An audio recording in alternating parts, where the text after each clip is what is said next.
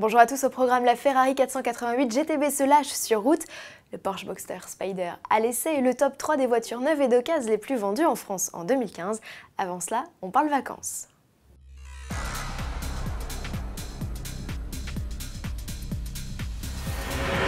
L'heure est venue de plier bagages et de prendre la route. N'oubliez pas de consulter le trafic car vous serez nombreux à quitter les grandes agglomérations en ce week-end du 14 juillet pour rejoindre votre lieu de villégiature. Des bouchons en vue, mais de bonnes nouvelles aussi, le prix des carburants a nettement baissé.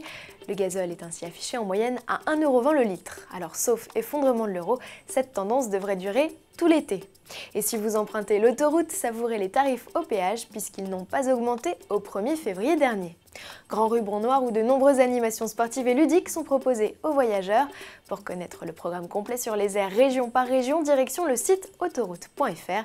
N'oubliez pas que la pause s'impose toutes les 2 heures. On fait bien attention aussi aux radars, tronçons, autonomes et autres. Et n'hésitez pas à consulter le dossier AutoPlus du 10 juillet avec un comparatif exclusif sur les meilleures applications avertisseurs de radar, gratuites ou pas chères. Qui dit vacances estivales dit aussi premier bilan. Du côté des ventes de voitures neuves, on enregistre une belle progression avec un peu plus d'1 million d'immatriculations, soit une hausse de 6,1% depuis janvier 2015. Alors quels sont les modèles les plus plébiscités ? Le podium est pour l'heure identique à celui de la fin 2014. L'indétrônable Clio 4 devance la Peugeot 208 et le Renault Captur. Catégorie des petits SUV qui représentent désormais d'ailleurs le 3e segment du marché derrière les citadines et les compacts. Et du côté de l'occasion, c'est encore une Renault sur la pelote marche du podium, la Mégane caracole en tête devant la Clio et la Peugeot 206. Reste à savoir si la donne sera identique fin 2015. À suivre. Du fun pour finir avec 2 sportifs de gros calibre, le Porsche Boxster Spyder et la Ferrari 488 GTB. Commençons par une virée cheveux au vent en compagnie de Laurent Chevalier, rédacteur en chef adjoint à la rédaction de Sport Auto, qui a eu le plaisir de prendre le volant du bolide au 6 cylindres 3,8 litres de 375 chevaux. Sur le plan du comportement, on sent la différence par rapport au Boxster S, c'est sensible, la voiture est mieux maintenue, il y a moins de mouvement de caisse et on a l'impression d'une plus grande agilité.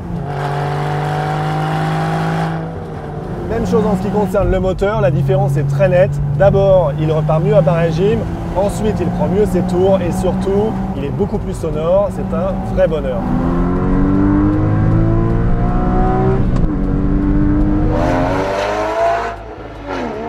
Pas de clim, pas de radio et un ticket d'entrée à 82 430 €.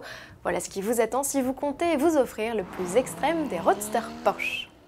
Pour finir, donc embarquez pour un tour dans la dernière année des Ferrari, la 488 GTB. Adieu circuit, c'est sur route que l'on retrouve la sportive au V8 biturbo de 670 chevaux. Terrain de jeu qui semble tout autant lui convenir. Montez le son et admirez les prouesses de la belle, dont la mise de départ est fixée à un peu moins de 210 000 €. Bon week-end à tous et à lundi.